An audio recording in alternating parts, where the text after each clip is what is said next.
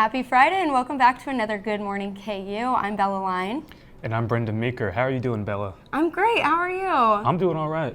Good. Did you see this morning there was fire trucks and an ambulance behind Smith Hall at those apartments right behind there? I did not see that. No, I come from the other way, so I missed that. What happened? So I'm not sure what happened, but it didn't look like there was too many, it didn't look like they were in any sort of rush. They were all just kind of staring up at the top of the building. So I'm interested to find out what happened with that or if anybody knows any information about that. So that'll be interesting. But we hope everyone's okay. Yeah, but exciting. It's the first week of fall. Mm-hmm. What are you most excited for fall? I'm most excited for the cooler weather. It's my favorite time of the year, fall. The leaves changing, cooler weather, just the whole aesthetics of it are just the best for me. Absolutely. Do you like pumpkin spice things then? Kind of. I mean, I could take it or leave it, to be honest, but, you know, what about you? I actually do not. It's so basic, but I actually do not like anything pumpkin spice. I can't. It's too bitter for me. I don't know what it is, but I'm so excited for pumpkin patches. Have you ever been to the Lewisburg Cider Mill? I have not. Tell me about that. Oh, it's so fun. So they have all sorts of apple cider donuts and all sorts of activities, corn maze, all sorts of fun things for kids. It's a family place. So, but they also, I think they have a winery in the back. So that's something really fun for college students. But so exciting to have fall and cooler weather and to be able to study outside finally. So it's actually the 30th anniversary of Nirvana's Nevermind album. Are you a Nirvana fan? I can't say that I am, but I know, I have friends that are big Nirvana fans, and I know today is a really important day for them. Absolutely. I think it was the first grunge album, official grunge album that came out from Nirvana, so that's really exciting. Really? So what'd you do for family weekend? Well, my family didn't come in. They're from Dallas, so it's kind of far, but I just hung out with friends and went out with them instead. What about you? Absolutely. My dad came in town, so we got to go to the Jazz House. Have you been to the Jazz House? I have not, but it's on my list. It is so fun. We had some karaoke. We also had our sorority dads weekend, so that was really fun. We were able to hang out with friends, family, meet other friends' parents and things like that, and take them to the Oriad and all the fun tailgate stuff. So that was great. Nice. Last Sunday night, unfortunately, the Chiefs lost to the Ravens by 1 point in Baltimore, so we're hoping to bounce back this Sunday at Arrowhead when we play the Chargers. So be sure to watch for that. I know. Have you been to Arrowhead yet this year? I have not. I would love to go, though. I'd love to see Patrick Mahomes in action. Yes, in person. Me too. It's so fun. I know the tickets have gotten so expensive. It's crazy. It's crazy, yeah. From when I was little, my dad and I used to go, so I'm not able to go as much. But so it's such a crazy atmosphere. And I don't know. Do you know if we still hold the record for the loudest stadium? I think we do. I don't think anyone's cracked that yet. Well, that's amazing. So on Monday morning, I was walking at the Baker Wetlands behind the Nest, and I saw this beautiful rainbow after the rain. Yeah, so I actually was able to catch some footage of it. Look at that. But it was so beautiful and just really brightened my morning. It was a great way to start my walk. So exciting. For sure. So are you going to Late Night in the Fog? Oh man, of course. Do you know who's performing? I haven't heard yet. It's Run DMC. Oh, so don't they sing It's Tricky? They do, yeah. Okay, that'll be interesting. I don't know any of their other songs. I mean, my mom was super excited. I know she was like, oh, you guys have great performers this year, but I haven't heard anything about that or heard much about it. So that'll be a great atmosphere. I know, because I feel like people's parents are more excited than the actual students are for Yeah, Run DMC. I would agree with that. It's going to be more of a family event this year, which is great. So everyone's also talking about the Glass Animals concert. Did you go? I did not, but I had a lot of friends that went to that, and they said they loved it. So. Yeah, it looked really, really fun. I have listened to a couple of their songs, but I'm not too familiar with Glass Animals. But I know it was a very popular one among the KU student body, at least. Yeah, I saw it all over Snapchat, Instagram, and everywhere. So very great. But I think that's all we have time for. It is. So thank you for tuning in, and we will be back after this short break with Catherine and Connor. Have a great weekend.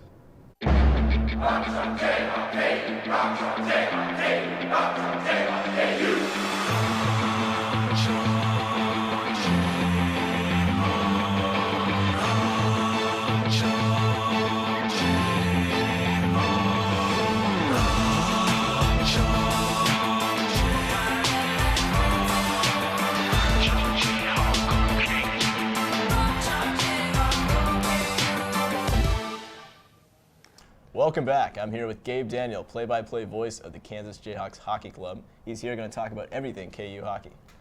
So it's a D3 club, and I know people are like saying that it's not really college hockey, but I mean we play against other schools, Creighton, Nebraska, Dordt, Iowa State this year, Missouri State, and Mizzou for the border showdown. Normally we have a couple other games against them, but yeah, we still have the border showdown. That's the one that everyone knows about, really. But other than that, I don't think a lot of people know about it around campus. Well, I mean, last year because of COVID, there was no season, so it's probably pretty easy for people to, forget about or not even think about, a team like that or a club that would, might have been so involved in the past. Right, and it's been a little rough for them starting off fresh, losing a lot of seniors throughout those last 2 seasons. We only have 4 seniors coming back for this season, 2 juniors, so luckily we're going to have those 2 seniors to come back next year and lead the way. We have 13 newcomers as well, just freshmen, sophomores, and I think they're going to make a really strong addition to the club. So there's a lot of interest this year, you're getting people back. Are you kind of back in full force? Is that how you're seeing it? Just taking it day by day as it is. Again, we're coming back from really nothing because not having a season last year, almost having just to rebuild it piece by piece. I mean, we only have 1 goalie, again, only those 6 returners, and it's just been hard with how they have to balance the school and then the club life because we don't get the recognition and support from KU athletics. So it's just been a lot more challenging this year, just trying to dive back in. Oh, for sure. Intramural athletes must have, the same challenges that, any other student athlete might face. What are you kind of seeing from the guys on the ice right now? What are some of the challenges they're seeing? It's just some of the challenges is those late night practices. They're driving out to Independence, Missouri, for a 10 o'clock practice, and then it'll end at 11, or they'll go back at midnight, back to Lawrence at midnight, or let's say I'm going to use Wednesday night, for example. They had a practice that started around 10:50. It ended at around 11, and then you're not getting back into Lawrence until 1 a.m. So just those late night drives back to Lawrence where they have school the next morning, and that's probably one of the biggest challenges. So you said you're based out of Independence. The team's playing games at the Cable Dahmer. Just tell us a little bit, how long have you been there? Is that going to be something you're going to be in the future? Or you're going to look to maybe relocate a little bit? Or that's one I really don't know about. So honestly, it's just I don't know how long they've been there, but maybe someday down the road we're going to get a rink that's closer to Lawrence. So.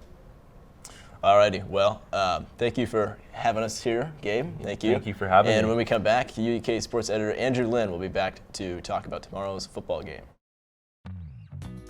In 2018, 22 billion water bottles ended up in a landfill. A smart way to prevent waste is by using a reusable water bottle.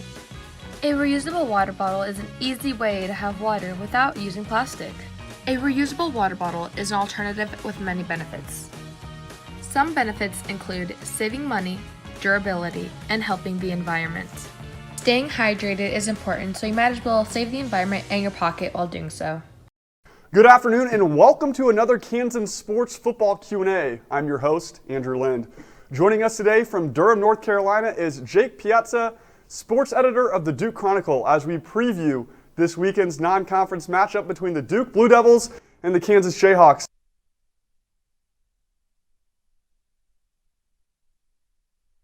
Well, I think it goes to something that David Cutcliffe has preached his entire time in Durham, and it's about taking the football away and taking care of the football. They didn't do that against Charlotte, -2 turnover differential. And the past 2 games, they kept it even against North Carolina A&T, and they were +2 against Northwestern. So I think just looking at the numbers there, that's a huge reason. And then I guess this other one is not as much of a reason for a turnaround because he played well in week 1 too, but I think the consistency of quarterback play from Gunnar Holmberg has kind of been underappreciated even at times. I think he's been over 70% in every week. I think he was 69 against Charlotte, but he's taking care of the football for the most part. He's completing his passes, and and making smart decisions with that. And I think between his consistent play and the turnovers, that's something that's going to take care of Duke this season. Slowing him down is tough, I will say, but the North Carolina A&T Aggies had some success with it. I believe he only had 41 rushing yards against him, and I mean, still had the 3 rushing touchdowns. But I think if you want to stop Durant, you have to pack the box and, kind of pressure Holmberg to beat you over the top. And then I think to go with it is kind of the knock on Durant right now.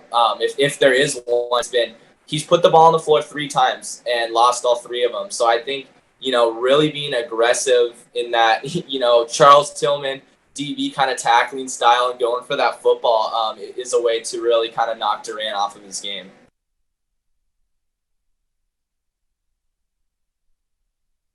I would say Duke's best downfield deep threat is their slot receiver, Jalen Calhoun. He's a junior this year, and we've seen games where he can just do some really special things on the football field. Extremely versatile receiver to where he can really run any route you need.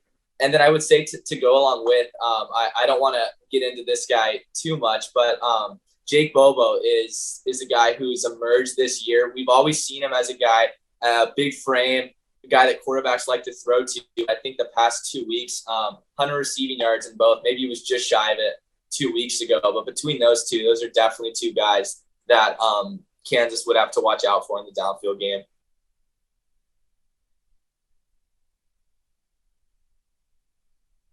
Yeah, I mean, I think if you're looking at it, the DB's play it has left some to be desired. There's been too many PI calls. They've gotten grabby at times. In week 1, you have the huge missed tackle from 2 different defensive backs on Grant Dubois that went for a 50-plus yard touchdown. So I think kind of taking deep shots, I think is a good way to get at the Blue Devils. And then on top of that, and this is probably going to play right into your guys' strengths is in Jason Bean and using his legs to not just run the ball, but even to extend plays. And then like what I was saying right before, use that to take another deep field shot. We've seen Duke struggling in terms of actually finishing plays and getting sacks on quarterbacks. They had 2 last week against Northwestern, but before that, I think they had 1 in the first 2 games. So between Bean's ability to extend plays and then actually get that ball downfield are probably going to be the Jayhawks' best way to make the Blue Devils hurt.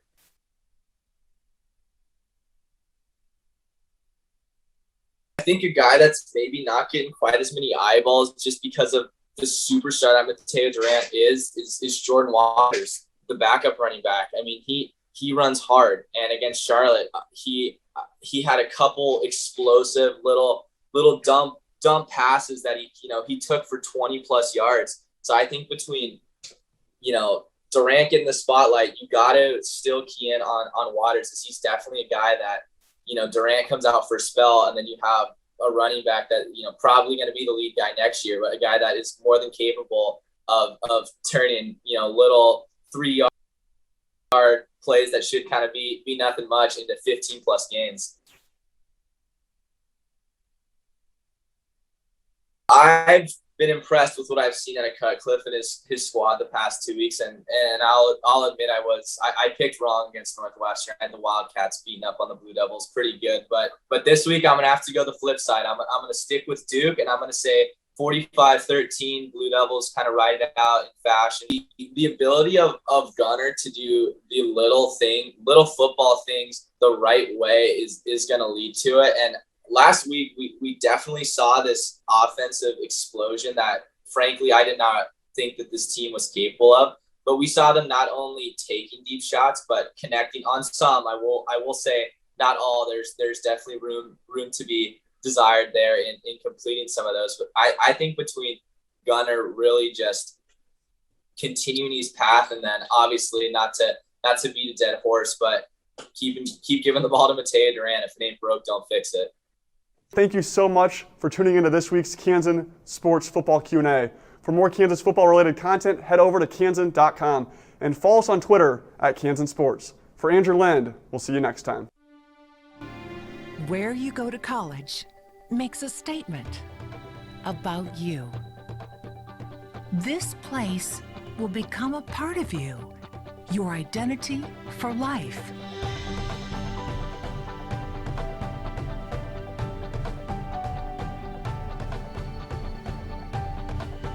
The University of Kansas, a great place to be you.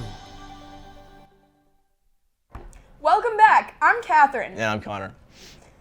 In national news, the White House began to warn government agencies to prepare for a shutdown. The shutdown will happen if a stopgap bill is not signed into law by September 30th. The stopgap bill would suspend the debt limit and direct billions of dollars to relocate Afghan refugees and provide relief for natural disasters. A shooting took place in a grocery store in Memphis, Tennessee this past Thursday that resulted in 1 dead and 13 injured. The shooter was reported dead on the scene. The extent of the injuries is not yet clear, but they're reported, quote, as serious. The FBI search for Brian Laundrie continues, with at least 2 women saying they picked him up as a hitchhiker shortly after the disappearance of 22-year-old Gabby Petito. Petito's remains were found in Grand Teton National Park last Sunday, and Laundrie has been named a person of interest. Fossil footprints were recently discovered that reveal humans arrived in North America over 21,000 years ago. The footprints were found at White Sands National Park in New Mexico. In local news, the Lawrence Douglas County Public Health Board met and discussed plans for additional COVID-19 booster shots and recommended to continue a mask mandate for children. The mandate extension would carry out until the end of this school semester. The Lawrence Police Department has made 1 arrest linked to the shooting on Kentucky Street.